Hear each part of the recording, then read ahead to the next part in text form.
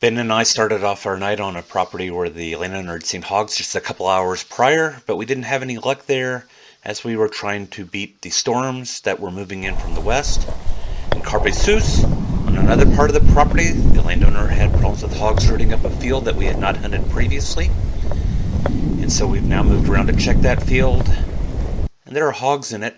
We're going to move off to a shooting location over there, and the hogs are going to move further out into the field. We're going to be separated from the hogs by a fence that we've lined up along at this point.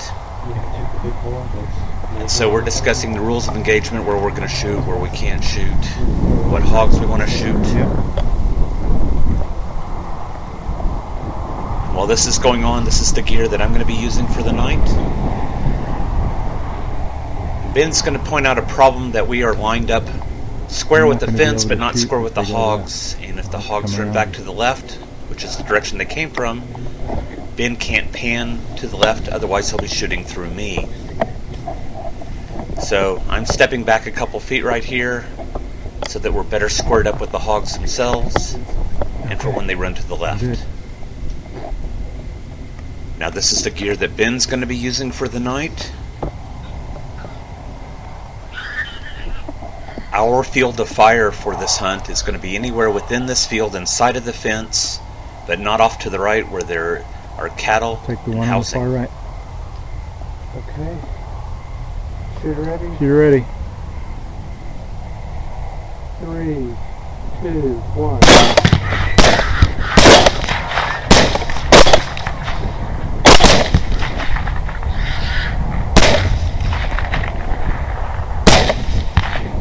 Nice shot. Good.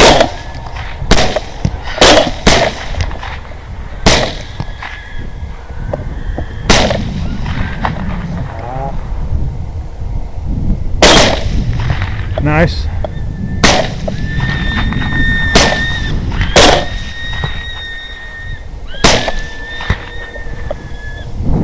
The two boards gave us the most trouble, especially this one at 210 yards. I've already put 2 or 3 We both into hit it. It's multiple down. times, and it was literally hit It's just about stuck. everywhere except for the upper spine and the head. I count 4 down.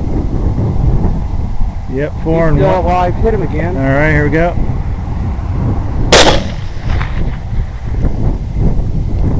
One more. That was low. Nice. Safe. Safe. Fist bump. Fist bump. Boom. 15 minutes later, after getting the truck and reloading our rifles, we discovered that the sow that I'd shot on the opener, that had been shot through the shoulders, was now upright and trying to move. And so now we need to finish her. Of course it's facing us from the bug. Here we go. Shoot it. Brass Catcher by Tactical Brass Recovery. The opening hogs were a 200-pound boar and a 120-pound sow, and the sow had 3 feet that were deformed. This one had splayed toes. I don't even know what's going on with these toes. And then again, more splayed toes. The last 2 hogs taken were a 180-pound boar and 120-pound gilt.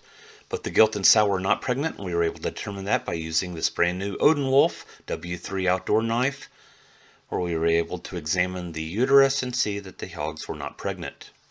I had mentioned previously that the hogs had been rooting up this field, and sure enough, while there was some typical rooting, there was also 2 or 3 of these long furrows where the hogs apparently had followed where the seeds had been planted, or where the ground had been loosened up and just had made these long, deep furrows across the field. That was not the only landowner that had reported a hog problem. 2 days prior, had gotten a photograph of this hog out in daylight. Landowner said it was walking through the property like it owned the place, asked me to come and take care of it. And so Ben and I were headed up to the property when we spied a hog in the field next door. We attempted to take off after this hog, and it ended up heading towards the property where the photograph was originally taken. That's off in this direction. Being smart, we got in the truck, drove around, thought we'd get ahead of the hog. Now we're up on the hill waiting for the hog, waiting for it to come through the bushes, and there it is, just coming through the brush. Under a fence. And then it changed direction and started starts heading parallel to the creek. We're not sure if we can get it or not, but we're going to head to try to cut it off. We go as far as the fence line, closing the distance on it, and we wait for several minutes and we don't see anything, so we head back to the truck. Now, just before leaving the field, you always want to turn and scan and make sure there are no hogs in the field, and I see the hog coming up behind us. I had my gear off at this point, and Ben had already put his rifle and sticks across the fence. He was able to retrieve them quickly. He gets set up first. Ready when you're ready. Don't forget to hit record. Don't forget to hit record. I didn't hear you. Don't forget to hit record. Yeah, I'm recording. Alright, ready when you're ready. And in the time that Straight up. I'm getting set up, the hog has moved 50 or 60 yards, and Ben has to tell me where it is. Ready. 3, 2, 1. Nice. Ah, over. Give him a second. I think we're good. He's pumping pretty good. Now this hog was dead with the opening salvo, Safe. but Ben wants to make sure it stays Safe. permanently That anchored. interesting real quick. Wait, he follow us up the hill? Yeah. Just don't. Oh, always check the field before you leave. Wow.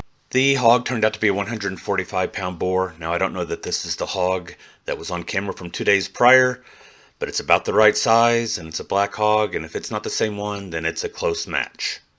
Needless to say, we had a lot of conflicting ballistic damage on the hogs with a lot of overlapping wound tracks, so there was no way to determine the damage done by any one shot, and so there will be no carpe analysis of trauma diaries.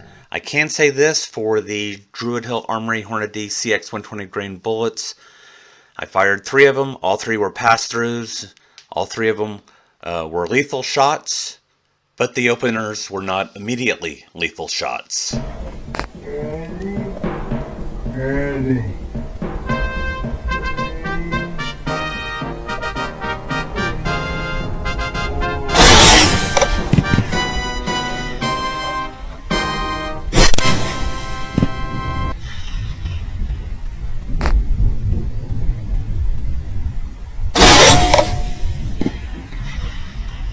Nice.